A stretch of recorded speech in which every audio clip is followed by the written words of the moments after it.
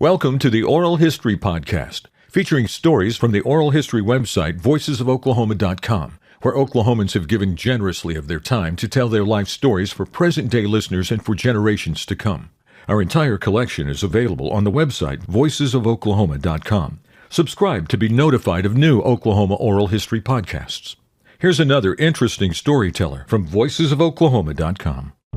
Centenarian Dr. Herb Lipe was born February 10, 1924, in Claremore, Oklahoma, growing up during the Depression and the Dust Bowl. His father, Clark, and mother, Virginia, owned a grocery store in Claremore and were proprietors of acreage near Oologah, where they had a pecan orchard. Herb joined the Navy in 1943 during World War II, serving in the Pacific Theater. Shortly before completing his military service, he read an advertisement for the Southern College of Optometry in Memphis, Tennessee. After earning his Doctor of Optometry degree, he began his practice in Drumright, Oklahoma, before moving to Tulsa, where he treated thousands of patients for over 50 years. Herb has voted in every election since he left the Navy. He said, "That is what we fought for. That is what America should believe in. But it is not free. You have to keep it up." More advice from the 100-year-old Herb Lipe. Respect and love your country, the flag, and the military for what it does. Listen to Herb talk about his life and concerns for future generations on the Oral History website and podcast, voicesofoklahoma.com. My name is John Erling. Today's date is February 21st, 2024. Would you state your full name, please? Herman Lipe. All right. I got to ask you a few questions here. But you go by Herb. How do you get Herb out of Herman? Okay, when I was in high school, I didn't like the word Herman for my name, so I just started signing my name Herb. Doesn't it? Yeah. But when the teacher called on you, did she call you Herb or Herman? She usually called Herman, but I would answer to either one, but my friends and through the years have called me Herb. So what about a middle name? I have no middle name. No middle name? No. And when I was in the Navy, they put Herman, none in brackets, Lipe. All right, so we'll call you Herman Nunn Lipe. That would be okay. We're recording this interview here in the facilities of Voices of Oklahoma in Tulsa. So your birth date? February the 10th, 1924. So your present age is? 100, a little over 100 now. I can't imagine you ever thought you'd be saying that you're 100 years old, would you? Did you? No, sir. I never dreamed. And sometimes, John, I would say, why me? But no, I didn't dream I'd just be 100. You know, the fact that you're a male, you're beating the odds because in general, worldwide, more female centenarians than males. And it's due to three reasons, and we'll probably talk about that as we talk about your life. The biological differences, lifestyle choices, and healthcare access. Women are more likely to adopt healthier lifestyles and seek medical care than the men. Mm-hmm. So you've done the right thing. So then based on your family, did you have members of your family who've lived a long time? No, my brother lived to 88, and my dad lived to almost 80. But I think the reason I could reach 100, we have health care. I have excellent doctors and good health care around. So I think probably the medication that you take, I'm on several drugs, and prostate and everything else, and so I think probably health care is one of the main reasons that I'm still here. In your long life, did you face any major medical challenges? Not really. I've had kidney stones, and the one that I had so far back is when they ripped you from side to side. They don't do that anymore. They go with very tiny, 2 or 3 little holes here. But anyway, no, I've had kidney stones and gallbladder and cholesterol problems, and my vision, of course, and hearing. But basically, I've been pretty good health. So you didn't have any heart issues either? Not really. Sometimes I get dehydrated, and but that's probably my fault. It is my fault, but no, John. Basically, I think I've had pretty good health, and I don't watch it as good as I should, but I try to stay active, and so anyway, I'm very fortunate and blessed to have the health that I do. I don't think that I did anything special, but anyway. What about lifestyle, like drinking or smoking? I smoked up to about 40 years ago. I picked it up in the Navy and smoked, and I was a moderate smoker, but and I always like to say, well, I'll just leave it in the ashtray and it burns up because I'm so busy. Mm-hmm. That was just a way to excuse myself for smoking, and of course I finally gave it up probably 40 years ago, and I drink modestly. We just don't keep it at home, but if we go out for dinner with friends, I'll have a glass of wine. But so basically, you didn't drink? No. Right. Were you conscious of healthy eating habits, of what you ate? Yes, I was aware of it, but I didn't follow it so good, John. I'm kind of careless with that. And now that my wife cooked very good, she used to be a wonderful baker, and she could cook super good, but she's not able to do that anymore, so we snack a lot, and we don't eat as healthy as we should or could, maybe, but we don't drive. I haven't been able to drive because of my macular degeneration, probably 7 years, and Deanna takes us everywhere to go to church. She just takes us everywhere. We'd be totally lost without her. Yeah, so we don't get to go to the store like we used to. I could just dash to the store and pick up anything before dinner. You mentioned Deanna, and she's with us here, Deanna Dura. You do a wonderful service to Herman, I know. Deanna tells me that your uncle would notarize birth certificates. He's worked at the courthouse in Rogers County, Claremore, my hometown. And he notarized your birth certificate. Mm-hmm, he did. Pretty amazing. I want to get into that more. Your weight was ever an issue? You're a very slim person. Were you ever heavy at one time? After I quit smoking 40 years ago, the candy bars and food tasted so good. And so I picked up about 14 pounds, and I had to buy some new pants and so forth. But anyway, I as time went on, I wore that down to where my normal weight was, and haven't had a problem since. Mm-hmm. How tall are you? 5'3.5". And how much do you weigh? 127. And I'm sure your doctor must be amazed when he sees you. And I think they're happy Right. to see that I make it. Right, yeah. Right. And don't you exercise at... Health Zone at St. Francis, and I haven't been able to go up there so much lately. Things have been so hectic. And the VA had a little party for me down there, and as you know, the church. And then I had two of my doctors put their staff on on the telephone and sing happy birthday to me. So it's been pretty really hectic. My kids come up, nephews and nieces from Texas came up. So, but I haven't been able to work out like I usually like to do. So I'll be back starting Friday. No, get everybody out of your way. So yeah.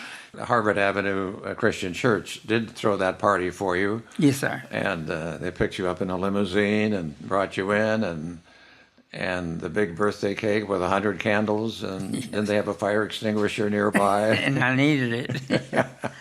And so your nephew came up from Mexico? Yes, sir. To see you at 9 o'clock in the morning, or what? Well, he got his flights to from where he lives in Mexico are very infrequent, so he had to fly in. Didn't get here till 7:30, and then he had to leave the next morning at 5:30. And so he came over and stayed for about, say, 3 hours, 3.5 hours. Then he had to go back to the airport. You have to report 3 hours early, I understand, for if you're going outside the United States. Mm-hmm. So anyway, what's his name? Clark. Clark Life. He's a medical doctor. He's been retired a long time. So how old is he? 85. 85. Were you raised in the church? Not really. I went to Southern Baptist with my mom, but they were a little strict for me. And you could go to a dimly dance, a rainbow dance, a school dance, and you go to church at the Southern Baptist, and you find out that you're a sinner. And it was totally innocent with, no problem. But anyway, I kind of drifted away from the Southern Baptist. Where were you born? Claremore, Oklahoma. Let's talk about your mother. And what was her name? Lucy Virginia Sellers. And where did she grow up? She it would be northeast of Claremore, and it's between Oologah and Claremore. Got a little place called Sagia. And it was just a little country store and 2 churches and a school, grade school. What was her personality like? What was she like? She was kind of quiet and subdued. She wasn't really outgoing, but she's fine. She got along. She just wasn't a real, person that was outgoing. She kind of hung back. How about your father? What was his name? His name was Clark Charlesworth Lipe, and he was the second. And people called him Jake, and his dad's name they called Jake. And I never did find out when he was alive, why did they call your dad Jake and you Jake? But it was a nickname. Most people did call him Jake Lipe. And what did he do for a living? Well, he had a little small grocery store in Claremore, and it's about a mile from downtown. Just a little suburban store, not very big, and then just kind of didn't have much of a living, but it was enough to get us fed, and that was about it. His personality, was it? Outgoing. My dad was friendly, would talk to anyone. It's kind of like you, isn't it, huh?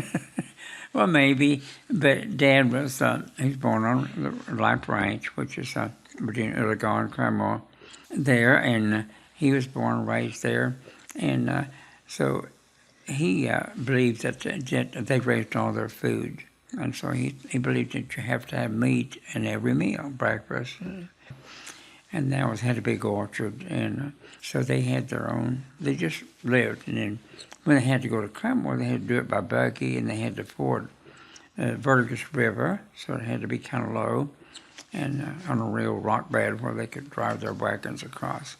But anyway, Dad has a great personality and friendly, talking. And so I suppose your mother worked in that store too then, right? Yes, she did. Did you have any brothers or sisters? I had one brother, and he was 8 years older than me, and one sister that's 2 years younger. And they're both deceased. What do you think is your earliest memory of anything? Were you 3, 4 years old?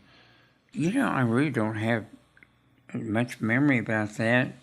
We lived in the city limits of Claremore, but at that time you could have cows and chickens and guineas and all that.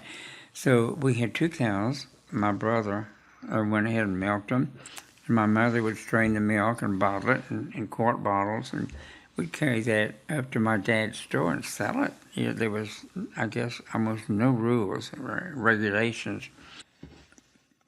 And Dad had an old Chevrolet, I think it was, it had wooden spokes, and when you drive down the street, it would go walk, walk, walk, walk, But anyway, it was transportation. It had a running board, and my dad had put a sideboard on the running board, which he had cables in there, and when he would go out to he had some acreage out near Oologah and the Lipe Ranch, and the roads were terrible, so he'd get stuck, and he'd use pulleys to pull his car out of the mud, and he could go on. But that was old-timey.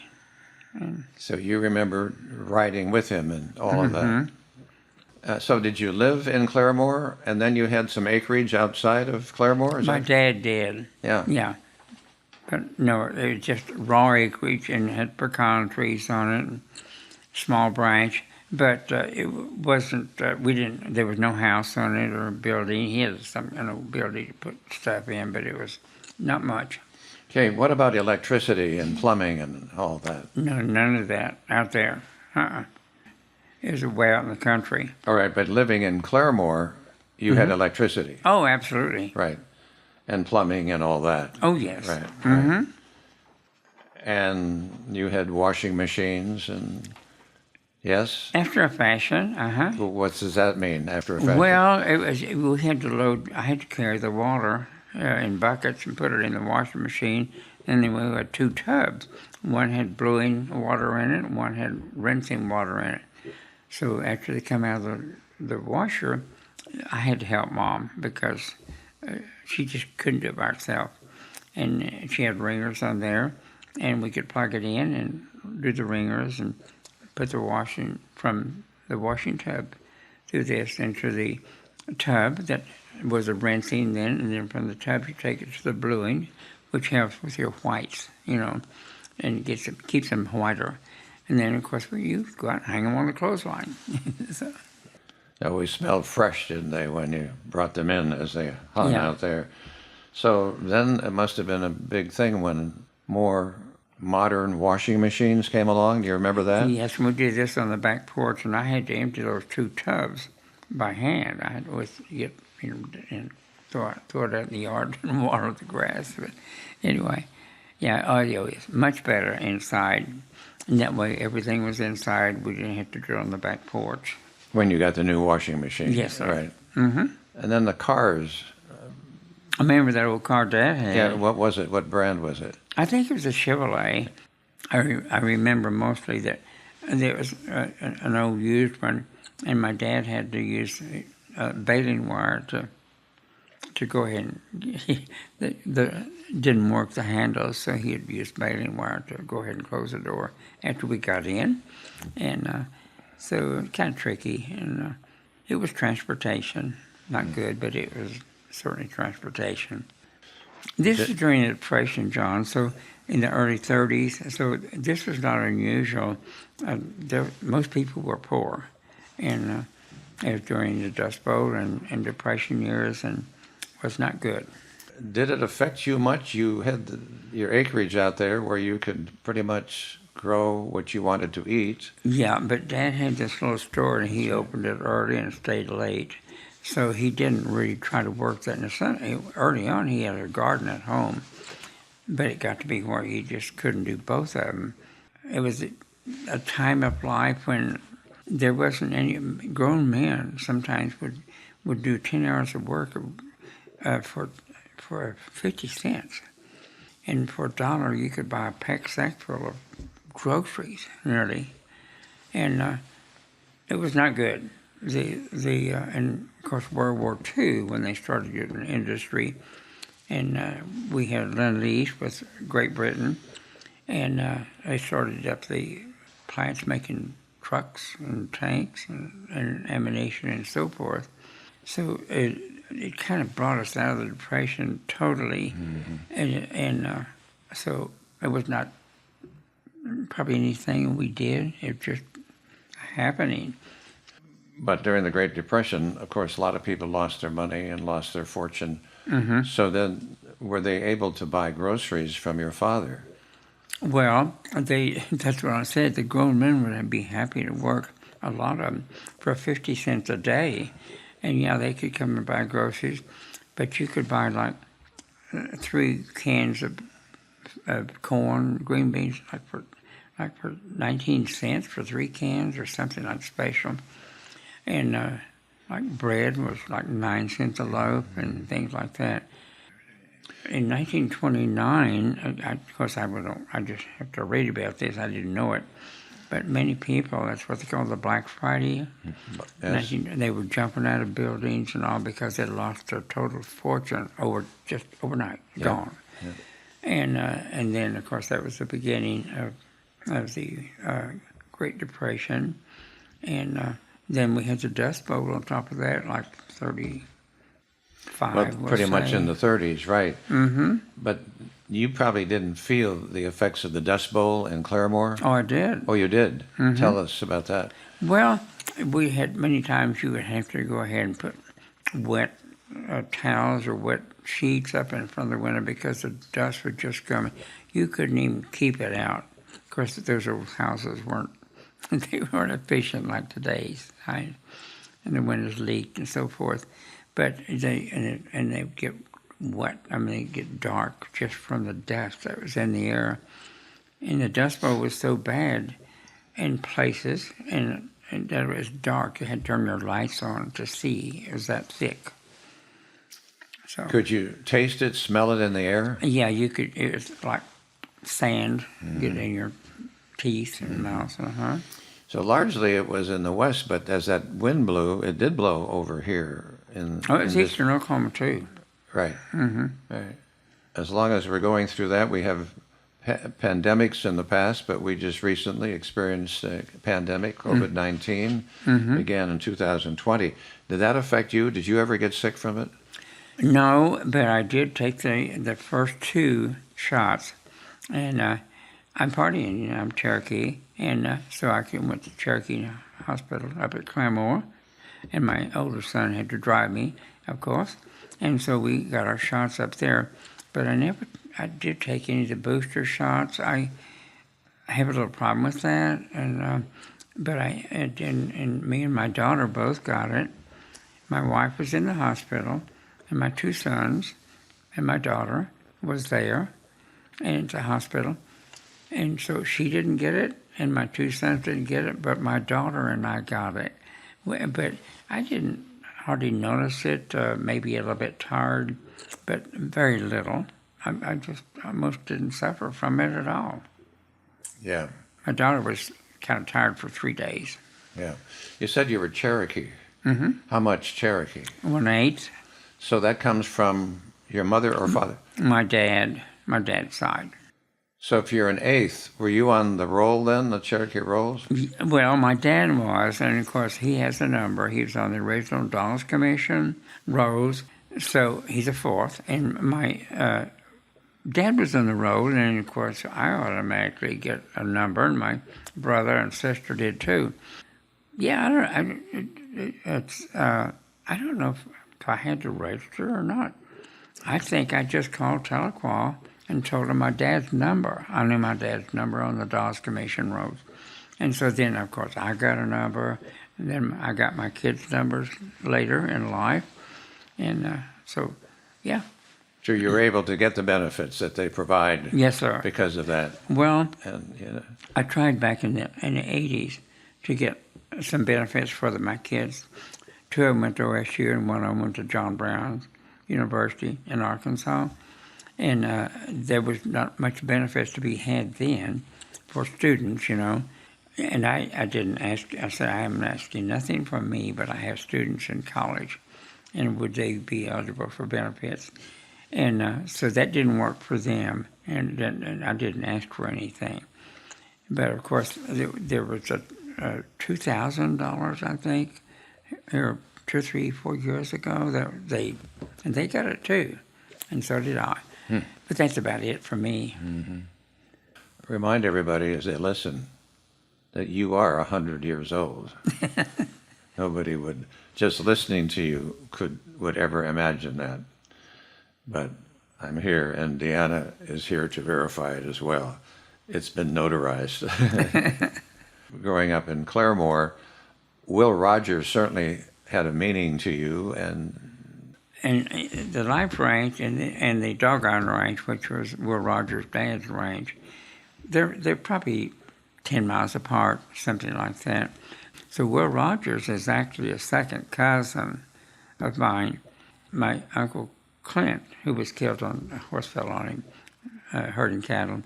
Will Rogers rode back to the Lipe Ranch to tell my grandparents about it. And of course, they had to go by buggy. He was deceased when they got there.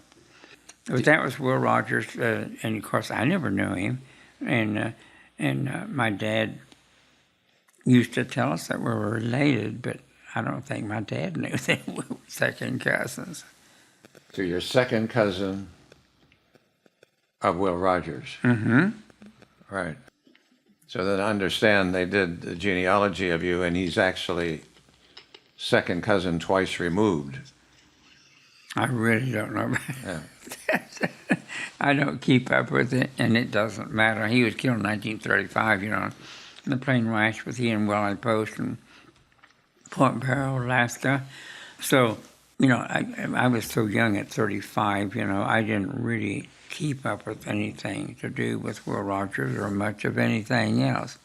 How did you keep things cold in your house? Did you have ice box, as we call them? Or? Oh, you mean, yeah. Well, yes, I need to tell you about that. Early on, we had ice boxes, and you had to have a tray in there to catch the water, because when the ice melts, you have to take and dump the water. But yeah, it worked okay, but not efficient. It was just got you by. And you couldn't keep things like you do now. You had to use it up pretty fast. Well, how did you get your ice? Ice band. They used to have cards on that was about yay big, and it had 25, 50, 75, and 100. So you put whatever you wanted at the top, like this, and you stuck it in your window, and the iceman comes by, and he'll just bring you, he had ice tongs, you pick it up like this. They would come in big blocks of 100 pounds. You've probably never seen it, and they had a seam like this, so they could give you 25, 50, 75, or the whole thing for 100. But most households use 25 or 50 pounds. And they bring it in, set it in your ice box for you. They usually opened at the top and set the ice in like that. Mm-hmm. And then you had to have the pan underneath to catch the water as it melted. And then you have to be sure and dump it, or just run over the floor. Did you run out to the iceman's truck and hope to get pieces of ice? Yeah. See that finger right there? Yeah. Yeah. Well, you know, you're showing me your finger and it's curved. What happened? It's all twisted and turned, and it was put. This finger right here, I jumped up on, and of course here's the truck, and had for the Iceman to get up in the truck. In the truck, he had a footstool about this bit hung off some of the back of the truck, but it wasn't locked on real tight. And so I jumped up there, and my finger got between the braces and the truck, pulled it out, and it was hanging like this, and the bone was just sticking out. And my dad had to come home from the grocery store to take me to the doctor's. And he said, "That's got to come off." And Dad said, "Well, why can't you just put it back on there and see if it'll work?" And they put all kind of medicine on it and put some kind of little rubber cover at that time on it, and sure enough, it's a stub, sort of, but it works. It's pretty bad. Yeah. That's what they did in those old days. They, salt and soda and turpentine and turpentine. Wrap it up. Yeah, yeah, that's right. Yeah. You talk about ice. So then, when a refrigerator come to your house, that had to be a big deal, then, right? Oh yes, it was wonderful. Let's talk about your education then. You went to grade school in Claremore. Mm-hmm. Tell us the school and... Well, it was the best I remember. It seemed like the grade school was Hiawatha. That was the name of it. And then they had a Claremont for junior high. And then, of course, high school. It was just plain old Claremore High School. Mm-hmm. I recently interviewed Jerome Riley. Jerome Riley is a black man, and he talked about the segregation in Claremore. Your school then that attended would have been all white. Is that true? All white. Mm-hmm. Yeah. Well, John, and at that time in Claremore, we called it across the tracks, and they had their own school, and they had a little store over there, and it wasn't a huge community, but there was, 200 or 300 maybe? I'm not sure. But no, we were totally segregated. They didn't come to our school. They didn't come. We used to go up when they would rent the American Legion hut there in Claremore, and of course they're excellent dancers. And so we'd go up, and of course they'd usually have the windows open because they were just working like crazy, dancing so good and hard. So we'd go up there and look through the windows, and they were so good. And but no, they were blacks, all blacks, and when we had our school dances or things like that, we were totally segregated. And then you weren't there when they were integrated, were you? No, I was already gone. Yeah. Came later. In high school, what kind of experience was that? Were you involved in functions and sports or anything? Well, I just weighed about 113 pounds, so I wasn't. We didn't have wrestling. And of course, too short for basketball, too small for football, and I wasn't any good in baseball. But I did work at J.C. Penney's after school. Started out at 18.5 cents an hour. And that doesn't sound like much, but at that time you could buy a hamburger and a Coke for 15 cents. So I always had some change in my pocket from working at Penney's. That was kind of neat too. And the sports, I went to the games. I went to all the basketball games, football games, but I didn't participate. I was kind of small. Did that bother you that you were small? At the time, I didn't really think it was a problem, and later, to dating girls and all, it was a problem because the girls were all taller than me for the most part. What about your parents and siblings? Were they the same height or what? My sister was a little bit shorter than me. My brother was about 2 or 3 inches taller than me. Mom was probably 5 foot. My dad was probably 5'6", 7 maybe. And I didn't have much height on my family. So would girls turn you down because you were shorter than them? Well, for the dances and stuff. Besides, they liked the handsome guys that were playing football, basketball, baseball. Oh, I could date, but I mean, my selection wasn't probably as good as the handsome football player. What year did you graduate from Claremore High School? 43. 1943. So then what do you do? Went directly in the Navy. Okay, because World War II was on. Yes, sir. And there was a draft. When you got to be 18, or before you're 18, you had to sign that you would be eligible for the draft. And so I knew that when I graduated from high school that I was going to be drafted like everybody else because we were really needing people bad, especially in the Pacific. And the Japanese had moved pretty much down the peninsulas and away from Singapore on down to, New Guinea is where my first ship was. That's where I went first. I went down and signed to go into voluntary induction. And so every time they would check me for ears, eyes, nose, throat, whatever, I said, man, I really like the Navy. I really want to get. So I got the Navy. And whether that had anything to do with it, I really don't know. But then I went through boot camp and gunnery school in San Diego. And they shipped me to San Francisco for my home port, which was Treasure Island. And that was my home port, and that's where I was shipped out of. And you get on a sea draft, and then you go on the first ship I was on. We set out from San Francisco after dark, and you had to put out blackout curtains and also things for the porthole where light couldn't escape. Because at sea, you can see a light match about 12 miles, almost to the horizon.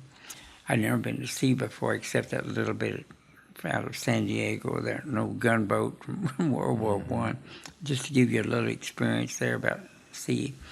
So I was sick 3 nights. We had to put out after dark. For 3 nights, in 2 days, I was sick as a dog till we got near the equator, and then it was just as flat as this table. So I never got seasick again. Of course, you have to change your watch, and I was on this awful 12 to 4. And so at 12 midnight to 4 in the morning, and then they wake you up again. You lay down for a few minutes, and they wake you up for general quarters, because that's when torpedoes are usually hit on ships, was at dusk and dawn. And so we'd have to, until we got permission to go ahead and secure our stations, and we could go back. Then it's time to go eat breakfast. Stations that I had at that time, but everybody had the same problem, and they had different, times to be serving on. I was on the aft deck, and that's just the way it was. And then we went to Brisbane, Australia, and we had to wait there a little bit for a convoy to form because the Japanese were real close at Guadalcanal and New Guinea. We went to New Guinea, but it was probably, 200 or 300 miles to Guadalcanal. So things were pretty tight and pretty hot at that time, so we had to be convoyed up. Destroyers took us to New Guinea, just the sign of the times. That was 1943, late 43, and then early 44. So did your ship take any hits? Was it? No. Fortunately, I was never in any war zone, or not war zone. I was never in any naval battles, and that's fine with me. Right.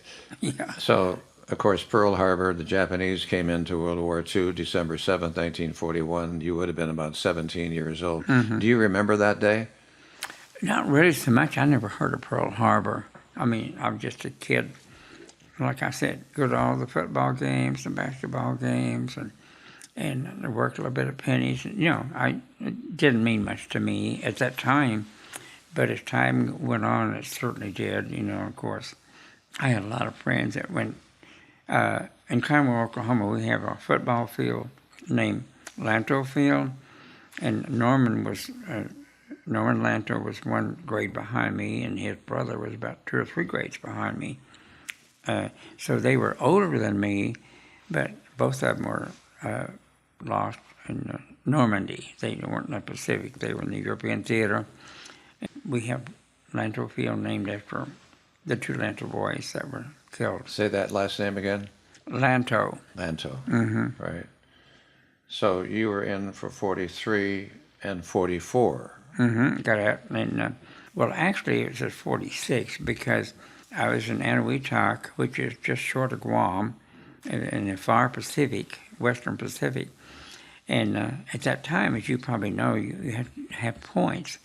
And some of those guys had been in for 44 months, So, of course, they had enough points to go for me. So I had to wait, and I got a ride back to the States on the destroyer. They were just taking Marines, Army, Navy, anyone that had the point system enough, they could get back to the States. So I got back in December of 45. Of 45. Mm-hmm. Because the war actually, the VE Day, victory over Europe, was May 8th, 1945. Mm-hmm. That victory, that's when the Germans surrendered. Mm-hmm.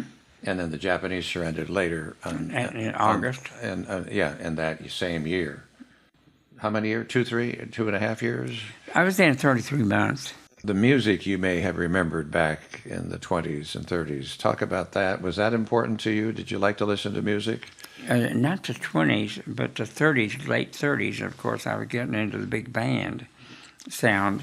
And then, of course, when I was in high school, it was all big band. Benny Goodman, Tommy Dorsey, Glenn Miller, and those big bands. And that was the thing at the time, the big band.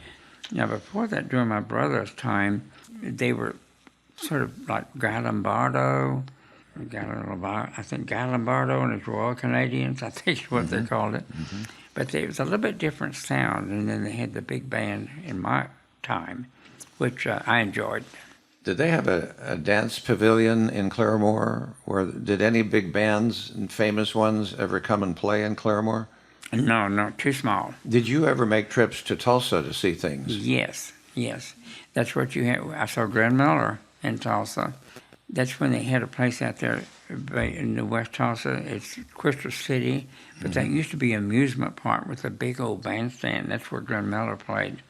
And it was just a one-night stand, and he was gone. But it was fabulous for a high school kid to get to go watch, stand in front of the bandstand and watch them. And they just blow you away because they had so many, about 16 in the band, and the big bands like Glenn Miller. It was just, and that's the only big band I saw. Yeah. How about radio? Did you listen to the radio a lot? Yeah, quite a bit. When Glenn Miller was on, when I worked at Penny's, they closed at 5:30, and I lived about a mile from downtown to my house.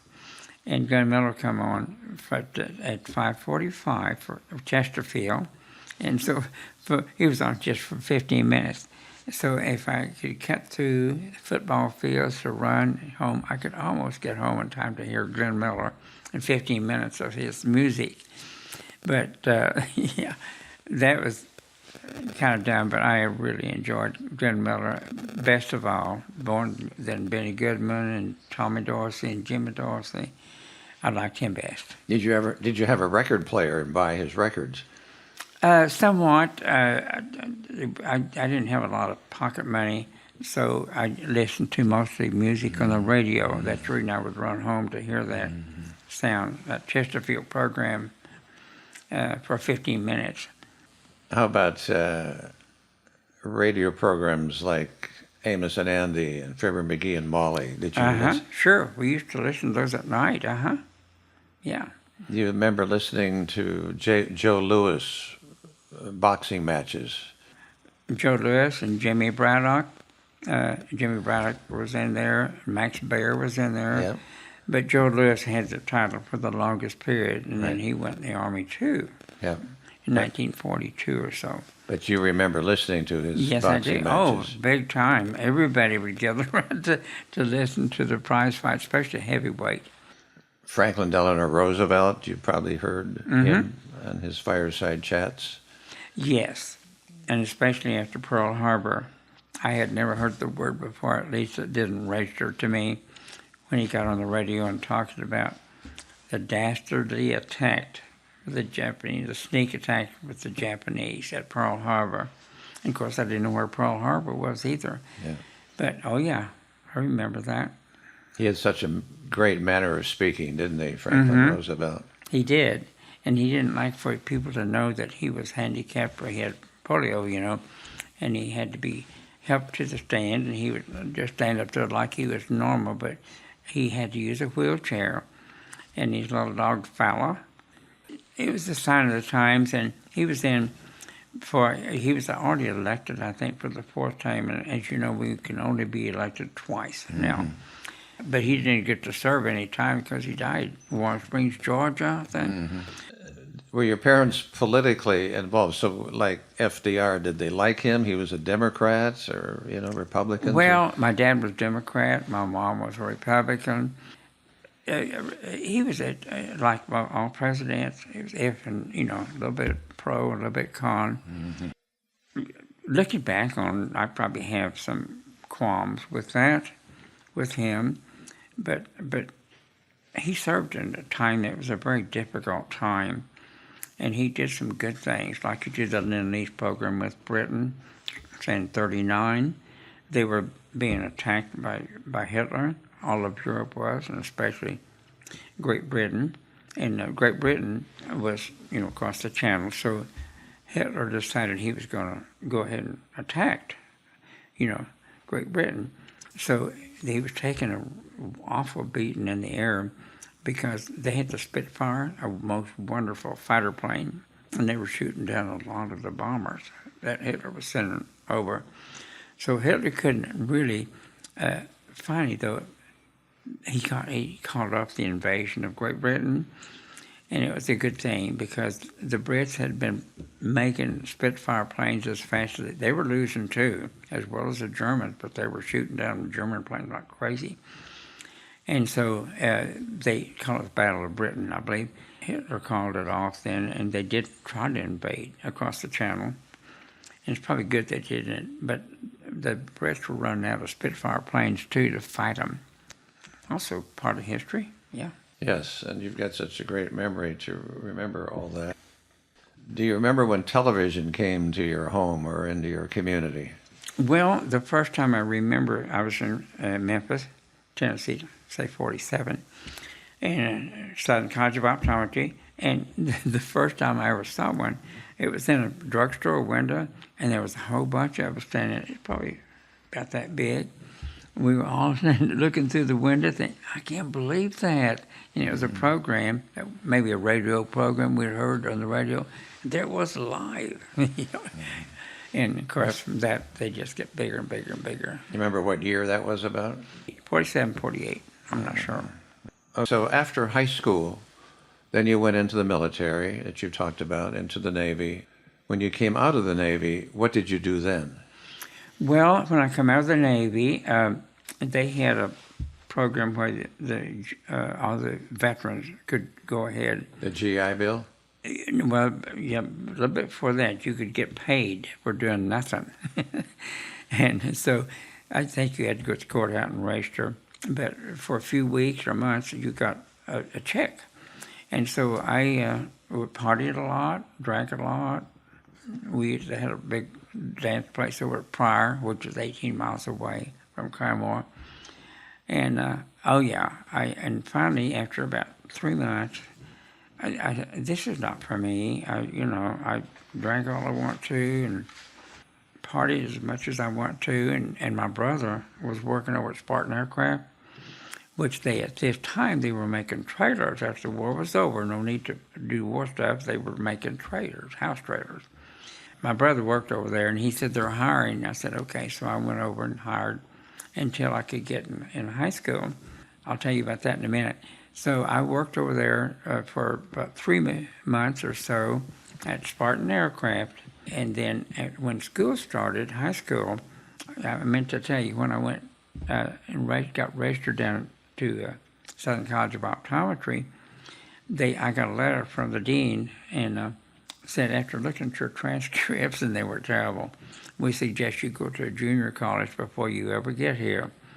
And so I didn't think I had the money to do that. I had used up all the money I had nearly partying and playing, even though I got to save some of the money from working at Spartan. So anyway, I go down to high school, and that's where I graduated, of course, and I asked him, I said, would you allow me to come in and set in Algebra 2 and Physics 2 and Geometry 2? And they allowed me to do that. And so I got to go down to high school and sit through those classes. Because you hadn't taken them in high school. No, I hadn't taken them, and also I needed the extra math. I needed the heavy physics, geometry, and algebra. I needed all that. So they let me do it, and thank God they did it, because I had to sit down and learn how to study. I've been too much playing and working after school at Penny's, and I was really a poor student. I was very ill prepared. So that 3 months gave me enough time to go ahead and learn how to study, and also to learn if I put enough time in on this, I can get this.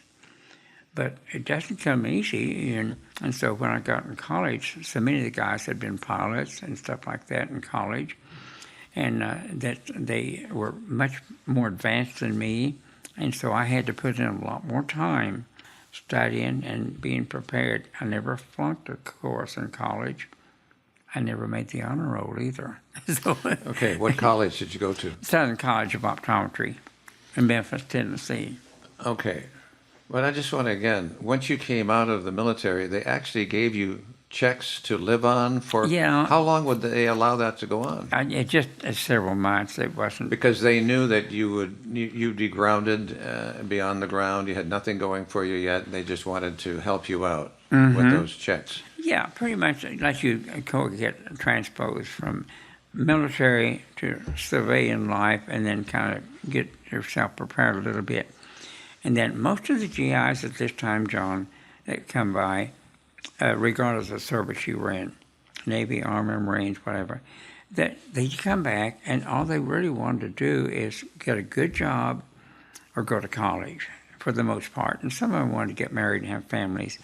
But it was a totally different time, and the veterans, they were so totally different at this time, because they weren't interested in really politics much, but they always believed in their country and the flag and the military. And so it was a different time, different thinking than today. You kind of wonder sometimes about the young people today, if they're even concerned about their country, or if they can lose it. And here we are in a position where we're not real thought of around the world, and locally we've got the border situation, we've got inflation like crazy, we're not drilling and using, I don't know if you remember this, I bet you do, you were in the radio, Freeze a Yankee. Yes, I played that on the radio. I bet you did. Yes. Anyway, but here we have to have fuel, and to do that, up north is even worse because they have those severe winters. But they need coal, they need, fuel, whether it's natural gas, compressed natural gas, or just go ahead and do any kind of fossil fuels. But the fact that this administration is trying to make the green effect, and I'm for a green effect as we can afford to do it, because to produce electricity with fuel, with the sun and wind, it's too expensive. And they're subsidizing all these big wind farms, and they're subsidizing also these big old farms where they're capturing the sun. Those all have to be made in China too, by the way. We've got problems, and I hope my young people, including my own children, they're in their late 50s. I don't think they quite understand that they're going to have to get involved to save America. Mm-hmm. Anyway, I'm sorry to kick that out there, but that's just me thinking. It's that the fact that you keep up with what's going on in the world today. But patriotism, did you think it was different today than it was back then in the absolutely. 40s and 50s? Patriotism? Mm-hmm. Yes. John, during World War II, when I graduated in 43, I had a friend, and his name was Ed Boone in Claremore. He must have had some kind of a valve problem with his heart. He tried to volunteer for everything, and of course they wouldn't take him. And till the very end of the war, but everybody wanted to be involved.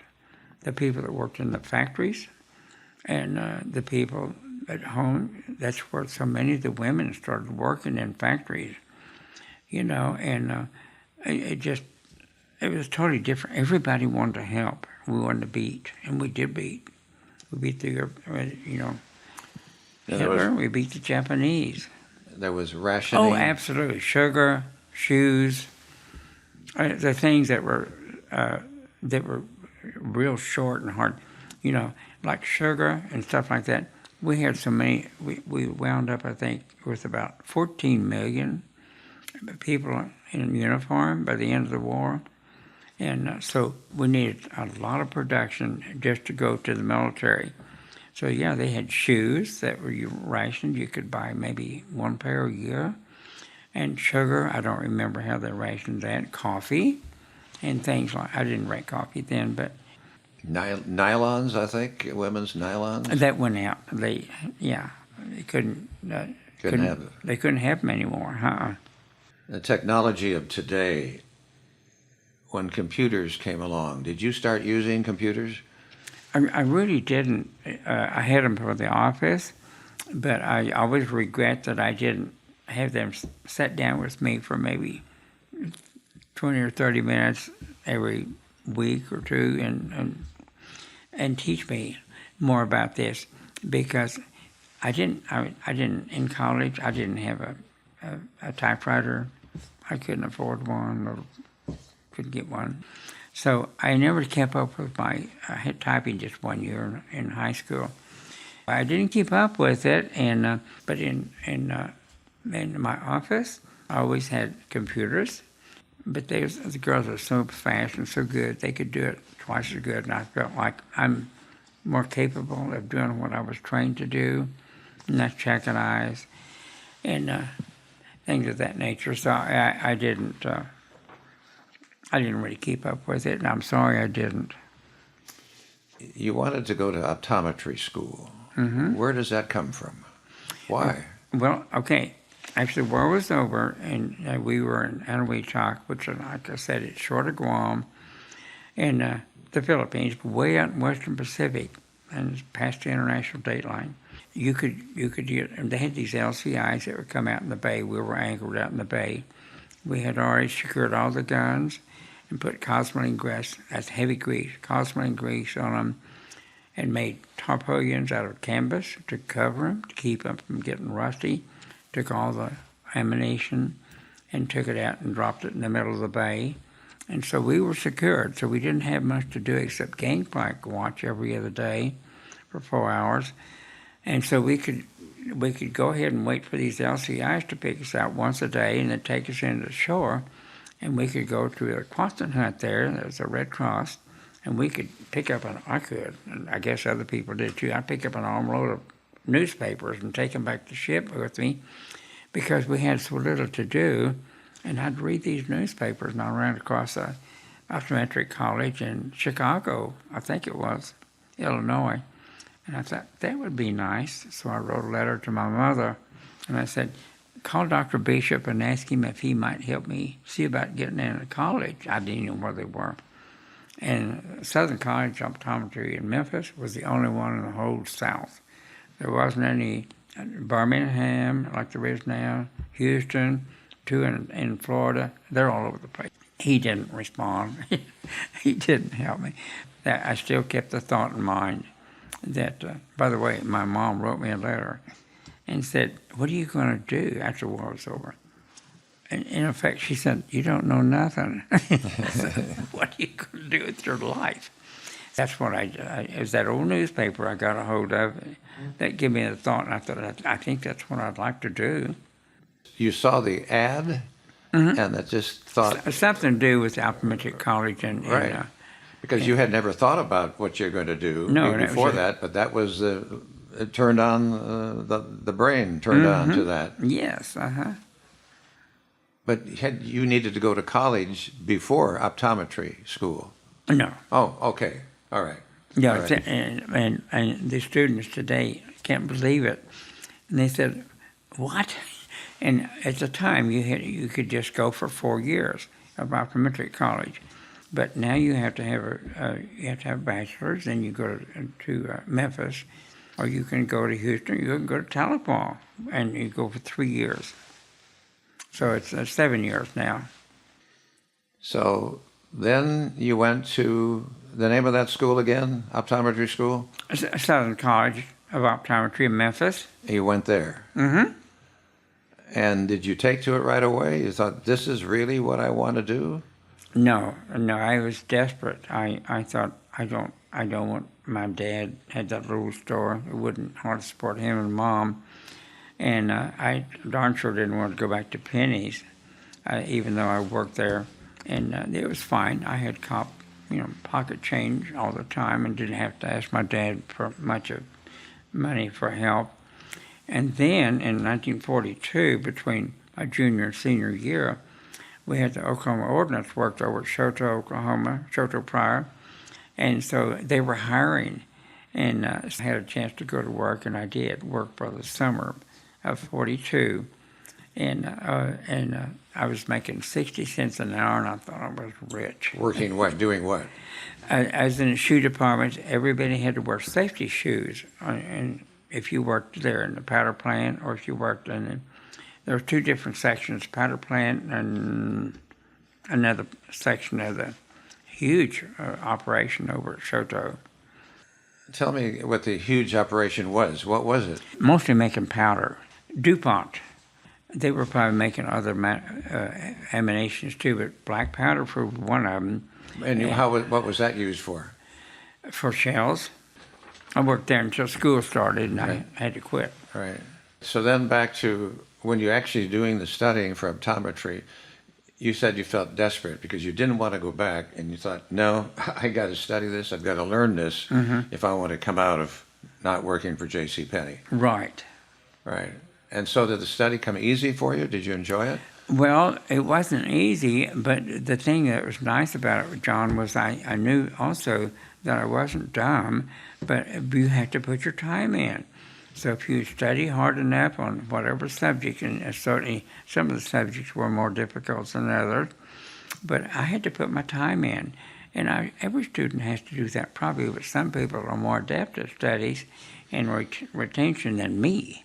So I had to put my time in, but I had put enough time in to always pass. I never made the honor roll, like I said, but I never flunked. And so I just had to work harder than a lot of students that were more gifted than me. It worked out okay, but yeah, it was my fault that I was so far behind. I had no one to thank but myself. My mom and dad used to tell me, you need to study. No, you need to study. Mm-hmm. And you'll be sorry. And I was, but I didn't listen very well. But you overcame that, Mm-hmm. and you studied. And then when did you graduate? I graduated in 1950. So that's after 4 years. Mm-hmm. All right. Well, then you're thinking, what am I going to do with this knowledge? Where am I going to go? Well, I come back to Oklahoma, and then before I graduated down there, I had to go ahead and take comprehensive exams and to qualify me to graduate from Optometric College, and then I had to come back to Oklahoma and then study for a state board and to be able to take the state board and pass it. And then I went to Drumright. I did, passed it.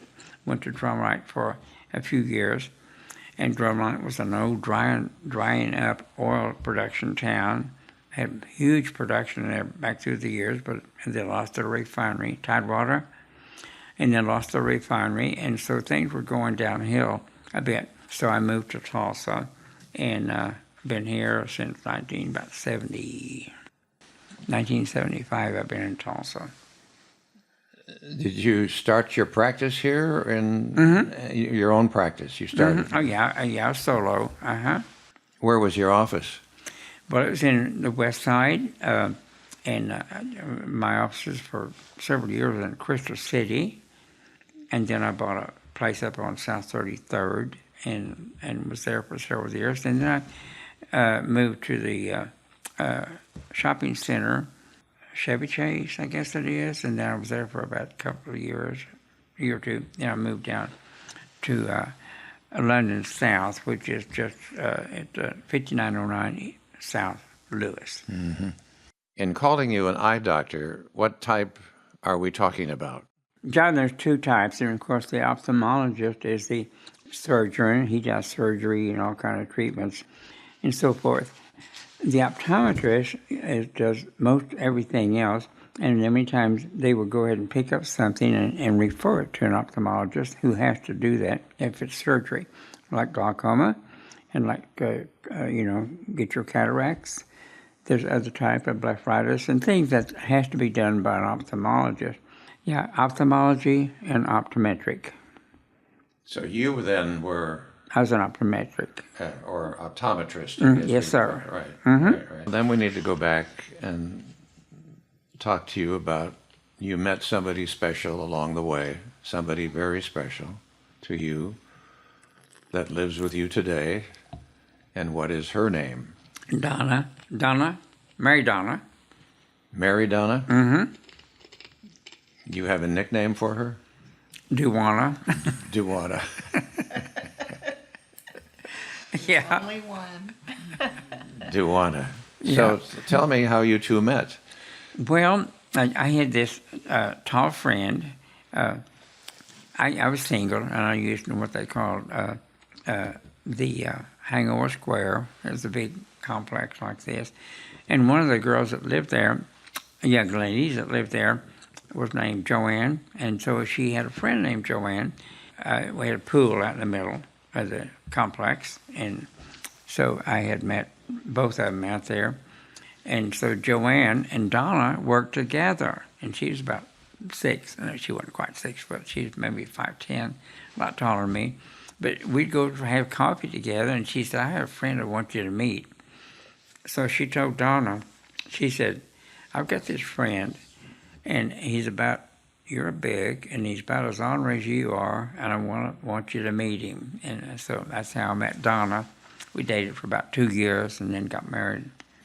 In what year did you get married? 1964, I believe it was. And so now, as you said earlier, you've been 60 years married. How many children did you have? We have 2 boys and 1 daughter. And what are their names? Alan is the oldest, and then Laurie is my daughter. She's in the middle there. And then Jeff, my youngest son. And how many grandchildren do you have? I have 3. Two sons, 2 grandsons, and 1 granddaughter. And what do they do? Well, my oldest grandson is in Columbia University in New York, and my other son is in Dallas, Texas, and so he's in with a big company down there. And then my daughter, of course, is married to Rob Glass. He's the head strength and conditioning coach at Oklahoma State University. And so my daughter and him are just very involved with everything, certainly the university. And then she sells cabbie clothes, and she's just busy. They're all busy. All of my kids are busy. Yeah. Grateful for that, I'm sure. Oh, you bet. That's family gatherings. What was your favorite holiday? Well, Thanksgiving is the one that seems to be the most productive for me. All my kids and all my grandkids, except one, got there. And so Thanksgiving is a beautiful time of the year. And also, I could get nearly all of my family, my children and grandchildren there. Mm-hmm. And certainly my wife, Donna, or Duwana. Duwana. Yeah. Did you and Duwana do much traveling in your life? Oh, yeah. And when you're in optometry, and it is, I'm sure this was in all the fields, dentistry, and we had to have seminars. And, of course, we had seminars in Mexico. We had seminars on ships going to Alaska on cruises and in the Caribbean. We had, and then of course you go to Atlanta and you go to New York City, and they tried to make it real interesting to keep up with your education. You had to get 25 hours of education a year, and you had to get certified in CPR. It's a Red Cross. Yeah, we stayed busy. This is about morality. Do you think it's different today than it was back 40s, 50s? Do you think we, as a nation, talk to me about that. Yes. Well, it was, you were very cautious with your language, and they don't do that anymore. You can hear anything and everything on TV, and the radio sometimes too. But nevertheless, it didn't used to be that way. You didn't talk like that around women, and ladies had a special place, and you didn't use foul language like that unless you wanted to join the Navy, and you could hear it all the time. But basically, it was a little different, and they just forgive a lot of things that weren't allowed then. It just wouldn't be.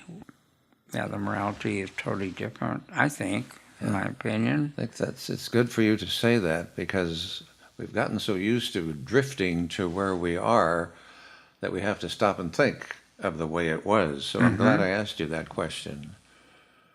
Do you have concerns about our country as we are moving on?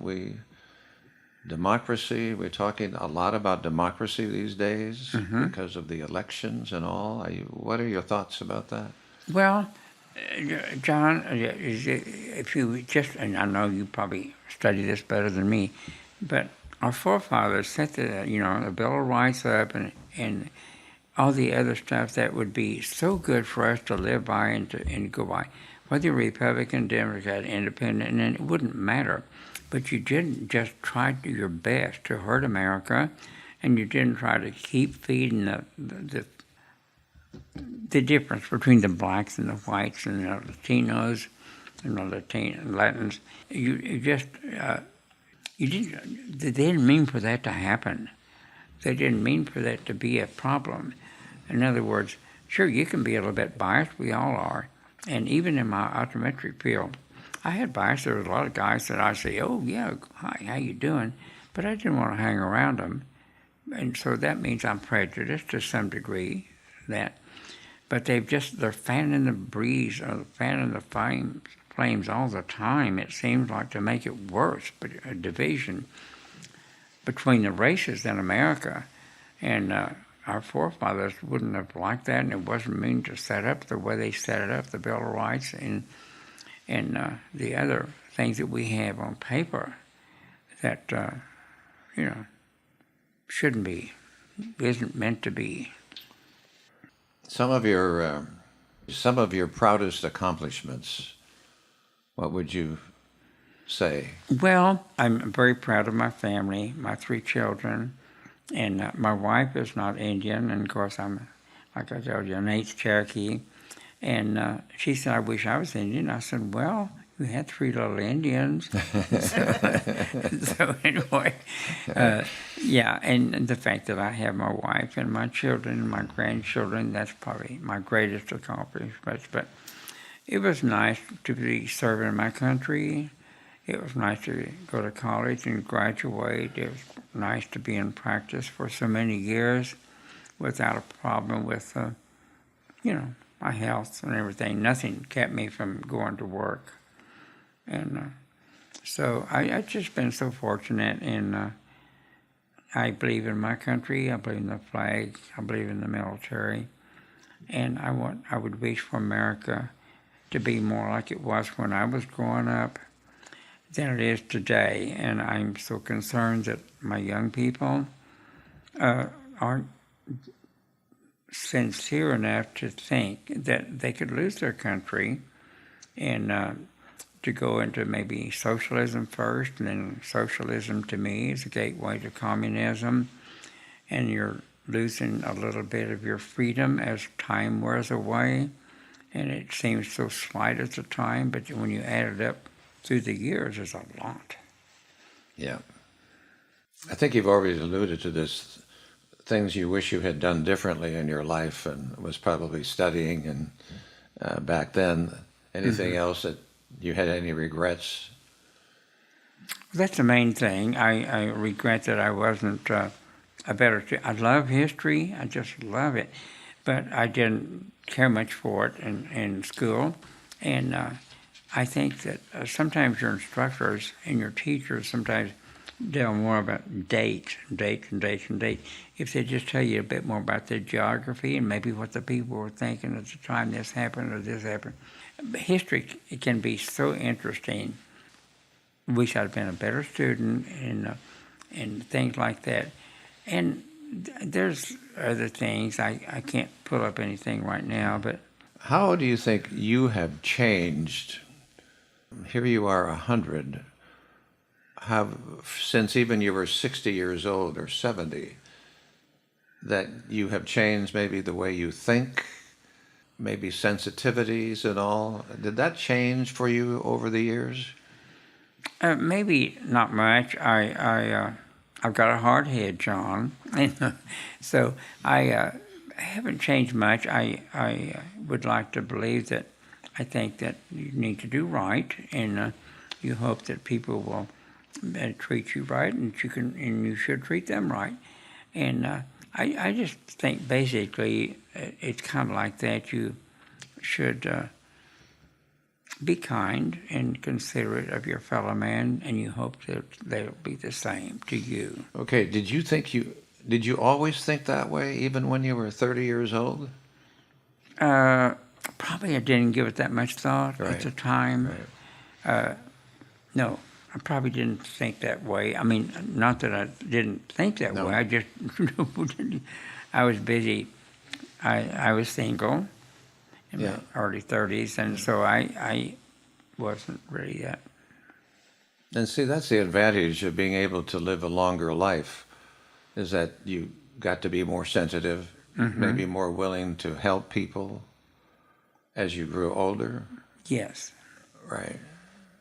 And you're more aware of it, too. Yeah.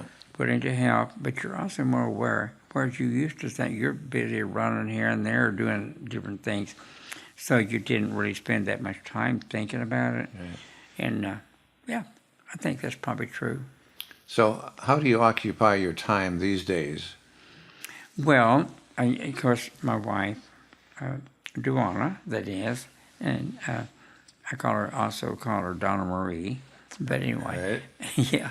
But she has to use a walker, and she's not able to do so many things. I kind of keep the house going, and help her. How old is Duana?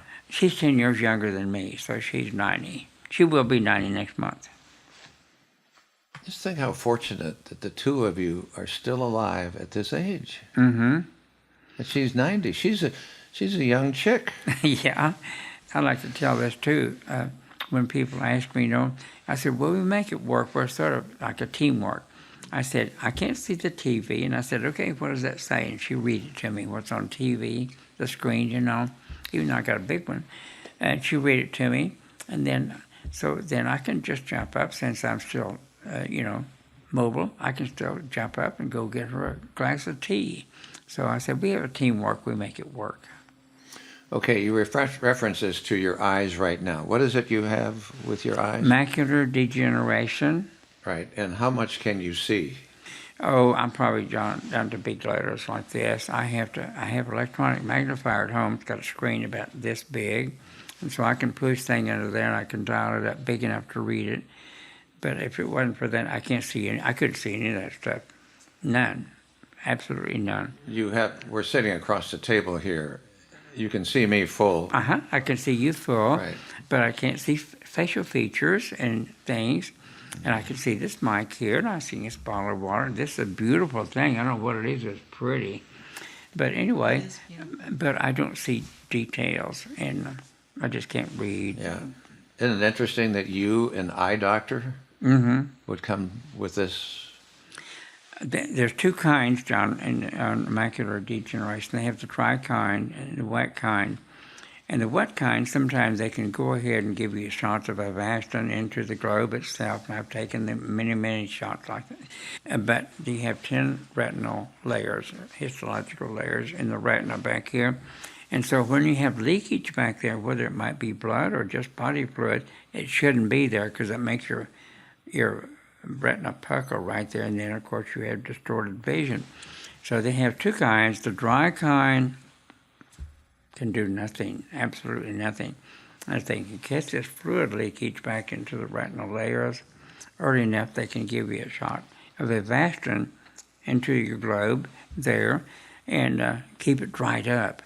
And but anyway, it's I hope to heck someday they'll come out with an answer for it, but they don't have it yet. Not for the dry kind. In your practice, you must have been dealing with people who were going blind, maybe, and then they eventually went blind. It had to be tough to be with somebody who was gradually losing their eyesight. And usually, with optometric field, if we're not surgeons, so usually if you pick it up, you would go ahead and refer those people out to an ophthalmologist, and then they got under their care. It was heartbreaking to see those people like that, and now it's for me. And of course, this has been getting worse and worse, and probably I'm stable now. Probably won't get any worse.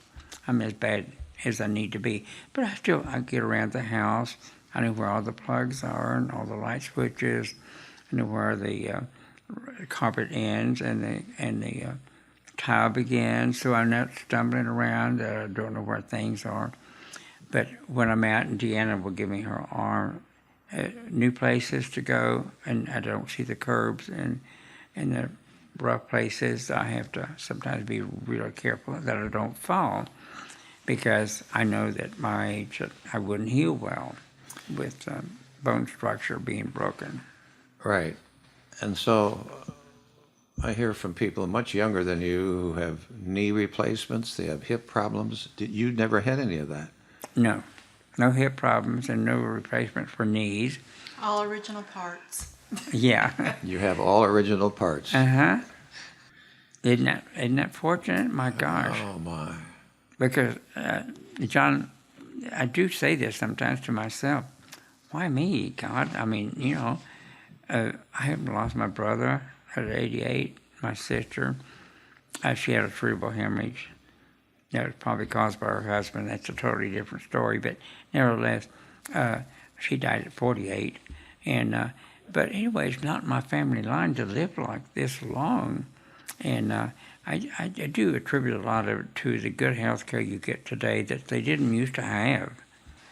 So when you were 75 and somebody said you're going to live to be 100, I mean, you probably say, I don't feel 100?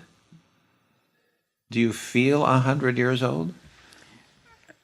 To a degree, but not so much. I'm still pretty mobile, and I can get around for most everything, and I can reach and stoop and bend and all that.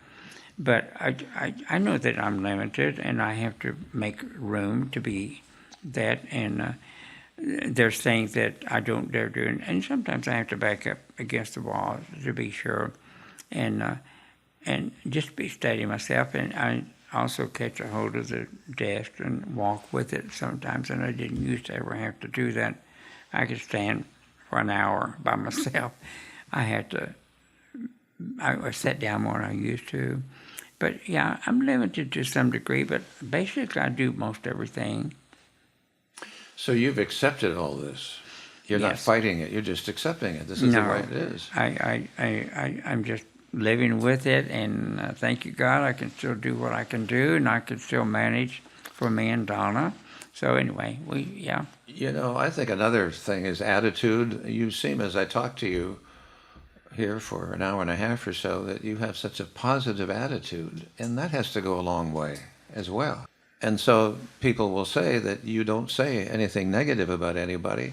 Have you worked on that? Is that natural for you to be a positive outlook person? Well, not so much, John. I just feel like that most people are nice, and I think with most people, if you're nice to them, they'll be nice to you. That isn't always true, but it's mostly true, I think, that most people are good, and some of them are more giving than others, and some of them more kind than others. But basically, I think if you treat people okay, they'll treat you okay. So I guess that's kind of forever with me. You said earlier that you were hard-headed. Are you bull-headed, hard-headed? What are you? Well, All the above. my wife is so much sweeter than me, and she's nice and soft-spoken, and she puts up with me. And so anyway, yeah, I just got a hard head. You got to prove it to me, and maybe that's kind of a bad point, but I accused my daughter. I said, "Sweetie, you got a lot of my traits. Some good, some bad, and you need to get rid of the bad and try to use the good." You know. So would you say you're opinionated? Yes. Does that ever get you into trouble? Well, you try not to get too involved with politics because I think I'm right, and of course they think they're right. So I don't want to pound on it because I don't think you can change them. They're probably not going to change me, and I can listen. And there's sometimes I have to alter the way I might think, but basically I pretty much stick with what I think, but I can certainly change it to a degree, and if people can show me, and sometimes they do, and that's fine. And we don't need to get into this, but as background, because people will listen back to this years from now, we are in 2024, and we have a major presidential election coming up in November, which is driving the thoughts of a lot of people, and probably what you've just alluded to there, opinions about politics and so forth, which we don't need to get into unless you want to, but it is a major pivotal point probably in our country, this election. Well, John, here's the way I feel about it. Like I said, I'm a registered Democrat. My wife is a registered Republican. And I just think that we just need to be kind of aware of our nation and where we are today. I have a problem with people that might want to harm my country or do things that's bad for America, because I grew up in a wonderful time when America was still as it was meant to be, I think, by the original Congress. I think it's changed a bit, and I have a problem with that. Can't do anything about it, but I wish even my own children were more aware of the problems that we have today, and that we need to be aware to try to save America. I'll bet you voted in every election you could ever vote in. Ever since I got out of the Navy. Yeah. Mm-hmm. Because you thought the right to vote Uh-huh. was so important. That's what we fought for, and that's what America should believe in. They have a right to vote too. but you can't. It's not free. You got to keep it up. Got to keep going with it. You have shared many interesting details today. So your memory at 100, how would you describe your memory? Well, I don't really have an answer for that, John. This is something you might or might not know. At the time, Coca-Cola had about a 6.7 or 6.9 ounce Coca-Cola. Well, here comes Pepsi-Cola, and they had 12 ounces, so they had this little ditty on the radio, and that Pepsi-Cola hits the spot, and 12 full ounces, that's a lot. Twice as much for a nickel, too. Pepsi-Cola is a drink for you. That's great. Yeah. That's so cute. Yeah. And, of course, it was twice as big as a Coca-Cola, and a little bit different taste, and then they had another brand, Royal Crown Cola, they called it RC Cola. It was also big. It's never on the market. So some, probably Coke or Dr. Pepper or Pepsi or someone bought them out. Probably you never see them anymore. Yeah, that was a little ditty that was, I always remembered it. So the oldest person known living in Oklahoma is Fanny Jones, 110 years old, and the oldest known male in Oklahoma, Albert Lum, 105 years old. So, Herb, what are your thoughts about challenging those ages? I don't know about challenging, but I have no intention of throwing the towel in, John. I'm going to keep right on going. And my wife says, you met her and she asked you as a walker. She said, you got to keep healthy and keep going, take care of me. And so I have no intention. I'm just going to keep on doing what I've been doing. And so I don't know what lies ahead for me. I feel okay. I feel fine. I'm still mobile enough to get around and in our own home and know where everything is, and I can pretty much take care of everything myself. Sometimes I have to call my oldest son who lives in Tulsa and have him come over by and do something for me that I can't do anymore. I don't do letters. There's things that I can't do because my fingers are not nimble anymore. I don't have much.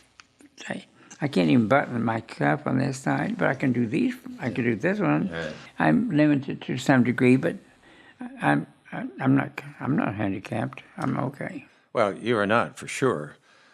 Many of us wonder if we would like to live to be 100, and I can tell you we would if we can be like you. You are setting a great example.